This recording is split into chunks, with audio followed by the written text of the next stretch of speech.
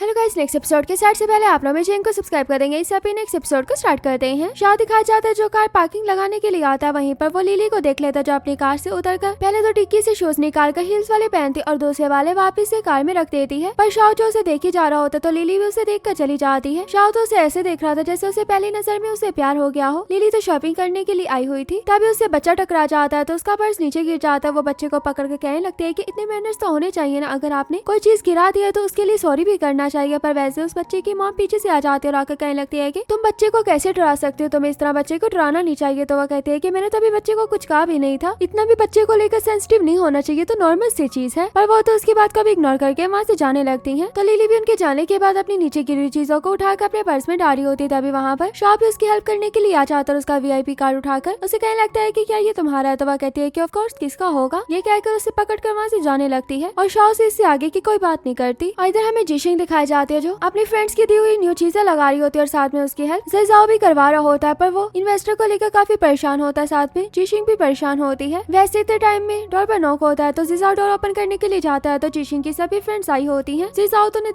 देखता रह जाता तो वो कहने लगती है कि क्या हमारा अंदर वेलकम नहीं करोगे, तुम जिजाओ हो ना। तो वो कहते हैं कि हाँ अंदर आए। वो तीनों अंदर जाकर अपना सेट वगैरह होने लगते हैं और साथ में जिशिंग को एक चीज देने लगती है। दूसरी कहती है कि मैंने बारबेक्यू का ऑर्डर करवा दिया। तीसरी कहती है कि मैंने तुम्हारे लिए चीज पहले से भेज दी थी ना। तो वह कहती है कि हाँ वो मैंने लगा ली है, पर ये बता इसको स्विच कहाँ पर लगना है। तो वो कहते हैं कि इसके बारे में पढ़ लो, मुझे तो खुद नहीं पता। अब सभी रूफटॉप पर चले जाते हैं, बारबेक्यू करने के लिए बैठ गए थे। लिली तो काम कर रही होती है, साथ में जिजाओ भी जाकर बैठ जाता और जिजाओ तो उसकी काफी क्लोज हो रहा होता है। उसे बताने लगता है कि हमेशा बारबेक्यू का कॉलेज में मैं ही करता होता था। तो वो कहती है कि क्या तुम बुली तो नहीं होते थे। तो वो कहता है कि नहीं ऐसी कोई बात नहीं थी। तो उनसे लग जाती है, कहने लगती है कि मैं तो तुम्हें तंग कर रही थी। और ये सब बैठकर जिशिंग भी देख रही होती है। लिली उसे पूछती है कि तुमने कब ग्रेजुएशन की। तो वो बताता है कि मैंने शिंग के 2 साल बाद ग्रेजुएशन की है। तो वो पूछता है कि तुमने कब की। तो वो बताती है मैंने शिंग से 1 साल पहले की थी। तो वो कहता है कि इसका मतलब तुम मुझसे 3 साल बड़ी हो। तो वो कहती है कि हाँ तुम इतने भी छोटे नहीं हो। तो वो कहता है कि हाँ मैं इतना भी छोटा नहीं हूँ। और इधर जिशिंग जो अपनी दोस्तों को बैठकर हानतिंग के बारे में बता रही होती है कि वो कितना बुरा है, उसने मेरे साथ इन्वेस्टमेंट नहीं की बल्कि साथ मिलने को बोल रहा था, बट अभी उसने हानतिंग का नेम नहीं बताया था। वो बस अपने बॉस को लेकर बातें कर रही होती है। उसकी दोस्तें भी कह रही होती है कि हाँ वो कितना बुरा है। लिली भी आकर इन लोगों के साथ आकर बैठ जाती और जिसाओ जो इन्हें चीजें वगैरह सर्व कर रहा होता है जो उसे अपनी दोस्तों से पूछती है कि क्या तुम लोग कल फ्री होगे। तो वो कहती है कि क्या हुआ। तो वो बताती है कि मुझे ब्लाइंड डेट पर जाना, क्या तुम लोगों में से मेरे साथ कोई जाना चाहता है। मैं तो चाहती हूँ कि तुम लोग सभी चलो। तो शाओमेंग कहती है कि मुझे नहीं लगता कि हमारा वहाँ जाना सही होगा। तो वह कहते हैं कि उसके साथ भी उसका कोई फ्रेंड वगैरह आने वाला है, तो मैं अकेली वहाँ पर जाती अजीब लगूंगी, तो प्लीज चलो ना। शाओमेंग तो उसके साथ जाने के लिए मान जाती है, पर लिली कहती है कि कल मुझे काम है, मैं तो नहीं जा सकती। जिशिंग तो जाने के लिए नहीं मारी होती। तो जिशिंग से कहती है कि वहाँ पर IT डिपार्टमेंट का भी कोई आने वाला है, तो मुझे लगता है कि तुम्हारी जान पहचान बढ़ जाएगी। जिस कंपनी में तुम काम करती थी वो भी उसी कंपनी में काम करता है, क्या पता तुम लोग एक दूसरे को पहले से जानते हो, या शायद तुम्हें कोई इन्वेस्टर भी मिल सकता है। तो वह कहती है कि चलो ठीक है फिर मैं जाने के लिए तैयार हूँ। और वैसे ही वो जिजाओ को भी बुला लेते हैं कि तुम भी हमारे साथ आकर बैठकर खाओ ना। जिजाओ फौरन से आता है पर लिली के साथ बैठकर खाने लगता है। और इधर हानतिंग दिखाया जाता है जो अपने मोबाइल को देख रहा होता है। फिर असिस्टेंट से कहता है कि क्या तुम्हारी कोई ब्लाइंड डेट है। वो कहते हैं कि क्या मतलब। और वैसे ही हानतिंग कार लेकर लिंजाई के पास पहुंच जाता है जो बैठकर गेम खेल रहा होता है। उसे कहता है कि कार में आकर बैठो। तो वह कहता है कि अच्छा रुको आता हूँ। पर वैसे हानतिंग कार लेकर जाने लगता है तो वह कहता है कि इतनी भी क्या बेसब्री पड़ी हुई है, आ तो रहा हूँ। और उसे सॉरी करते कार में आकर बैठ जाता है। अब इन दोनों की बातों से पता लगता है कि असल में हानतिंग लिंजाई का नेफ्यू होता है और लिंजाई उसका अंकल छोटा और नेफ्यू बड़ा था। इसलिए हानतिंग उसे कह रहा होता है कि तुमने मुझे तिंग नहीं बोलना बल्कि हानतिंग बोलना है। तो कहता है कि चलो ठीक है तुम्हें हानतिंग बोल दूंगा, पर मुझे बताओ वो कौन सा अंकल होता है जो अपने नेफ्यू से डरता होता है। तो वह कहता है कि ये बात करके मुझे अपनी धमकियों में मत लेकर आओ। वह कहता है कि ठीक है मैं ये बात नहीं करता। तो पूछे लगता है कि तुम्हारे प्रपोजल का क्या बना। तो वह कहता है कि कौन सा प्रपोजल। तो वो उसे याद करवाता है कि तुम बार ओपन करने का सोच रहे थे ना। ये सुनते वो तो खुश हो जाता है, कहने लगता है कि क्या तुम मुझ में इन्वेस्टमेंट करने के लिए तैयार हो। तो वह कहता है कि नहीं, एक शर्त पर इन्वेस्टमेंट करने के लिए तैयार होगा, अगर तुम आज डेट पर अच्छा परफॉर्म करोगे, अच्छे से रहोगे। तो वह कहता है कि ठीक है मैं डेट पर अच्छे से रहूंगा, पर तुम मुझे डेट पर लेकर जाने के लिए क्यों आया। तो वह कहता है कि तुम्हारी मॉम ने मुझे बताया कि तुम्हें डेट पर लेकर जाना जरूरी है, इसी वजह से मैं आ गया। तो वो कहने लगता है कि मॉम को तो मेरा कुछ भी अच्छा नहीं लगता, उन्हें ऐसा लगता है कि अगर मैं बार पर बैठ गया तो बस फन ही करूंगा। तो कहने लगता है कि इसीलिए तो वो तुम्हारे लिए अच्छी लड़की ढूंढ रहे हैं ताकि तुम ऐसे काम ना करो। तो फिर कहने लगता है कि ठीक है आज मैं ब्लाइंड डेट पर अच्छे से रहूंगा, तो इन्वेस्टमेंट तुमने जरूर करनी है। तो वह कहता है कि मैं सोचूंगा, पर वो सोचने वाली बात से खुश हो जाता है और वे शाओमेंग के साथ दिखाई जाती है जो होटल में ब्लाइंड डेट के लिए आ गई थी। और ये दोनों उन दोनों का वेट करने के लिए ऑलरेडी बैठे हुए थे। वो तो कहने लगता है कि देखो वो लेट हो गई है पहले दिन ही, तो हमें चले जाना चाहिए। पर हानतिंग उसको गुस्से से देख रहा होता है जिसकी वजह से वो वापस से चुप करके बैठ जाता है। अब दोनों भी इतने टाइम में आ जाते तो हानतिंग उन्हें देखते खड़ा हो जाता और साथ में अपने अंकल से भी खड़े होने को बोलता है। वो दोनों आकर उसे हाई करते हैं तो मिस्टर लू उन्हें हाई करता और साथ में अपना इंट्रोडक्शन करवाकर हानतिंग के बारे में भी बताने लगता है कि ये मेरा मेरा नेफ्यू। अभी इतना ही बोलता था हान तिंग के गुस्से वाले फेस की तरफ देखते ही कह देता है कि ये मेरा फैमिली मेंबर है जिसका नेम हान तिंग है, और उन्हें भी बैठने को बोलता है, खुद भी बैठ जाता है। शाओमेंग तो अपने ही मोबाइल पर लगी होती है, पर लू लिनचाई तो उसे साइड पोस्ट से ही फौरन से पहचान जाता है कि तुम तो लाइव स्ट्रीमर स्मार्ट लेमन हो ना। तो वह कहती है कि हाँ मैं वही, क्या तुम मेरी लाइव स्ट्रीम्स देखते हो? तो वह कहता है कि हाँ मैं देखता हूँ। तो वो पूछने लगती है कि तुम्हारा नेम क्या है, अगर तुम मेरे फैन हो तो मुझे अच्छा लगेगा। तो अपना नेम बताने से मना कर रहा होता है क्योंकि ये वही पर्सन होता है जो इसकी लाइव स्ट्रीम पर आकर मिस्टर लू के नाम से इसे तंग करता होता है, वो भी किसी और का साथ देकर उसे स्पॉट करके। तो वो भी इससे ज्यादा क्वेश्चन नहीं पूछते। हान तिंग भी लिनचाई की तरफ गुस्से से देखने लगता है कि क्या तुम इस लड़की से बात करने के लिए आए हो या दूसरी लड़की से बात करने के लिए आए हो। वे बताने लगती है कि हमारी तीसरी फ्रेंड भी आ रही है, वो ट्रैफिक में फंसी हुई है। वैसे जिशिंग दिखाई जाती है जो सच में ट्रैफिक में फंसी हुई थी, और ग्रुप में मैसेज आया होता है कि तुम कब तक पहुंचोगी। तो वो बताते हैं कि बस कुछ ही टाइम में पहुंच जाऊंगी। और यहाँ हान तिंग को भी कॉल आ गई थी, इसलिए वो भी बाहर चला जाता है। अब उसके जाने के बाद शाओमेंग उससे वापस से उसका नेम पूछने लगती है, पर वो बताने से मना कर रहा होता। तो वो कहती है कि तुमने कोई सॉन्ग तो मुझे सिंग करने को बोला होगा ना, वही बता दो तुमने लास्ट टाइम कौन सा सॉन्ग सिंग करने को बोला था। तो वो कहता है कि मैंने कोई नहीं बोला, मैं कभी कभी लाइव स्ट्रीम देखता हूँ, डेली नहीं देखता। तो वो कहती है कि अच्छा ऐसी बात है, पर जो वो सॉन्ग बोलता है वो तो कभी उसने सिंग भी नहीं किया था। पर उस सॉन्ग से उसे दूसरा सॉन्ग याद आ जाता है जो उसने अपनी पिछली लाइव स्ट्रीम में ही मिस्टर लू और स्नो वाइट और मिस्टर लू के कहने पर सिंग किया था। अब मिस्टर लू का नाम सोचते उसके माइंड में याद आता है कि ये भी तो मिस्टर लू है ना। तो उसकी तरफ देखने लगती है, तो वो भी देखते ही इससे नजर चुरा लेता है। अब ये तो फुल गुस्से में आ जाते हो, कहने लगती है कि मिस्टर लू तुम, पर वो तो वहाँ से भागना चाह रहा होता है, पर शाओमेंग उसे कहाँ भागने देने वाली थी। और कहने लगती है कि वो तुम इंसान हो जो मुझे सॉन्ग सिंग करने को बोल रहे थे, पर तुम तो रिच और ढीठ इंसान निकले हो। और वे तो उन दोनों को चुप करवाना चाहती थी, इसलिए कहने लगती है कि तुम दोनों को ऐसा करना चाहिए कि स्नो वाइट को भी सॉन्ग सिंग करने के लिए बुला लो। तो दोनों इस बात के लिए मना कर देते हैं कि ऐसा कभी नहीं होने वाला, और वो स्नो वाइट को बहुत ही अच्छा कह रहा होता है। और दोनों ही मुंह बनाकर बैठ गए थे। इधर हान तिंग जो कॉल पर लगा होता है, वैसे ही वहाँ से जिशिंग गुजरने लगती है। तो दोनों एक दूसरे को देख लेते हैं। जिशिंग खुद से कहने लगती है कि मैं जहाँ पर भी जाती हूँ ये हर जगह पर मुझे क्यों मिल जाता है। हान तिंग के पूछने पर कह देती है कि मैं यहाँ पर इन्वेस्टर से मिलने के लिए आई हूँ, ये नहीं बताती कि मैं तो दोस्तों के कहने पर यहाँ पर आई हूँ। और हान तिंग ने तो ये भी सुन लिया था कि वो कौन सी जगह का एड्रेस पूछ रही है, और उसे पता लग जाता है कि ये भी उसी रूम में जाने वाली है जहाँ पर मैं हूँ। तो कहने लगता है कि बड़ी बात है, बड़ी जल्दी तो मैं इन्वेस्टर मिल गए। तो वो कहती है कि हाँ वो बिल्कुल मेरी लाइफ में एंजल की तरह आया है। वो कहता है कि अच्छा ऐसी बात है। तो वो कहती है कि चलो ठीक है मैं चलती हूँ। ये कहकर आगे आगे जाने लगता है, और वो इसके पीछे पीछे आने लगता है। अब इसे समझ नहीं आ रहा होता है कि हान तिंग से पीछा कैसे छुड़वाए, और ये उस रूम तक भी पहुंच जाती है जहाँ तक इसने जाना होता है। अब वहाँ पर खड़े होकर सोचने लगती है कि अब इसे क्या करना चाहिए। हान तिंग तो देख लेकर कि वहाँ पर कोई भी इन्वेस्टर नहीं है, तो कहने लगती है कि आपको पहले जाना चाहिए। तो वो कहता है कि चलो ठीक है। ये कहकर उसके सामने ही उसी जगह पर चला जाता है जहाँ पर जिशिंग जाने के लिए आई थी, और बहुत ही ज्यादा मजे से अंदर जाकर बैठ जाता है। ये देखकर जिशिंग को समझ नहीं आ रहा होता कि अब उसे बाहर रहना चाहिए, अंदर जाना चाहिए। उसकी फ्रेंड्स ने भी उसे देख लिया था और अंदर बुलाने लगती है, तो वो भी एम्बैरस होकर बेचारी हान तिंग के सामने जाकर बैठ गई थी। जिशिंग की दोस्तें